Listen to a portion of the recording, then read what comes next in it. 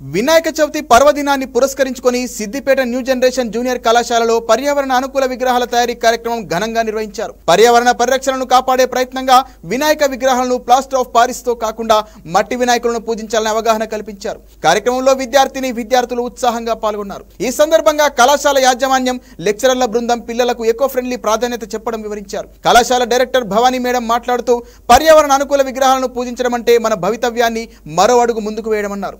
ప్రకృతిని పూజిద్దాం, పర్యావరణాన్ని రక్షిద్దామని అన్నారు.